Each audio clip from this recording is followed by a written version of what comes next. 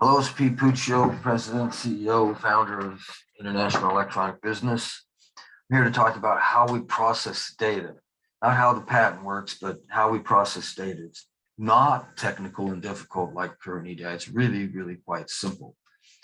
Okay, so going left to right, on the left side of the screen, you have the green. This is EDI. This is our patented new process. On the right-hand side, you have the yellow section. This is the canonical model. Canonical model is two-step process. You bring in the data and convert it to your own internal little simple structure. And then you convert that internal structure to what each department needs that wants that data. That's the canonical model. We're using that for this system to integrate this with all the different ERP systems. So we can do SAP iDocs or whatever. So that's how we process data. Customers send EDI in, and we convert that through our pattern keys to SimpleXML. Then the SimpleXML is picked up by the canonical half and processing and converted into an application import file that the client needs for their system. If it's SAP, this will be an iDoc. In reverse, going right to left, four through six. The inbound is 1, 2, 3.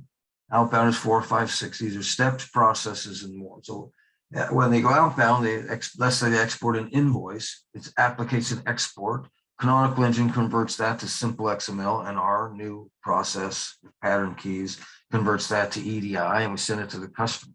We use normal EDI data for EDI side of, although we don't want to use charge data communications for charges because we're less than they are. And we'll use different kind of client data communication if they want to use OneDrive and whatever they want to use, Google.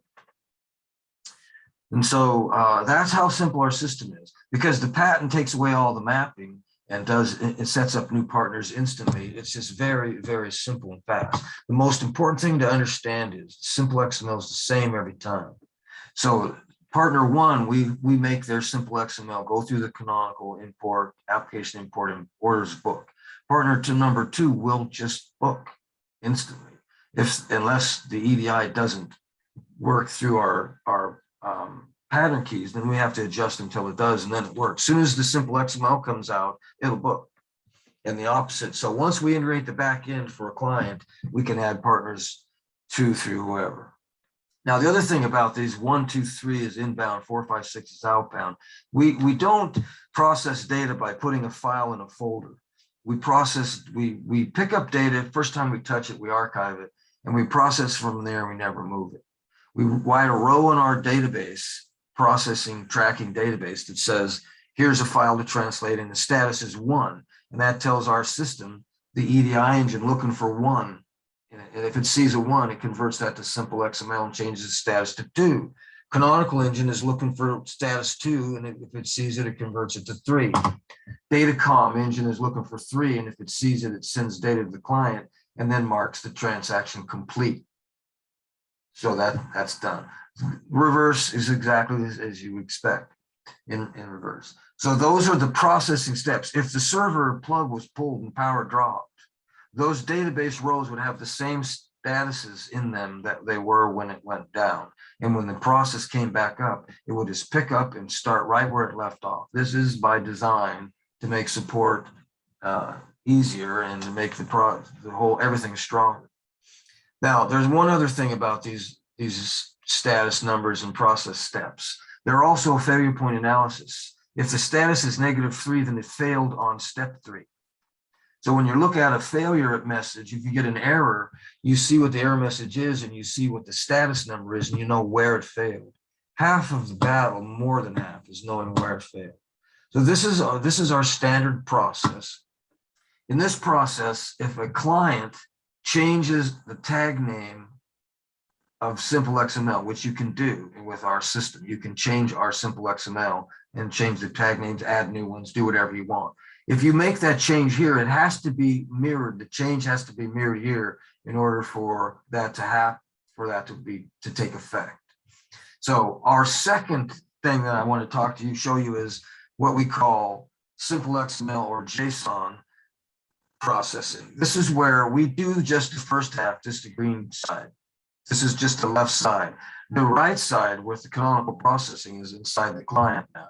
So all we do is get the EDI and convert it to SimpleXML and send it, or JSON, send it to your custom import or API. And you figure out how to convert it to, maybe you don't convert it to a file. Maybe you just pull the XML into a database and then handle it from there and book the orders from there. And you do the same in reverse. As long as you send us simple XML that has all the XML tag names that match up with the pattern key that we use to translate the data, then this will work. The advantage here is you have complete control of everything. You can change simple XML tags, add new ones, and then adjust the canonical portion because it's in-house. And so you don't need IEB3 for anything ever except support. You can modify transactions as needed, roll out new whatever inside your company and make whatever changes you need to the EDI in our system. And you don't need us for anything. And that's very, very valuable.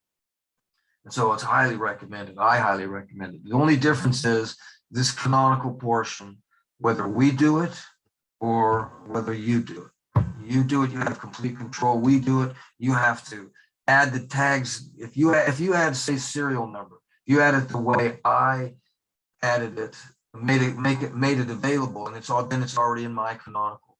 But if you name it something else, abbreviate it some way, then you have to put that tag in here.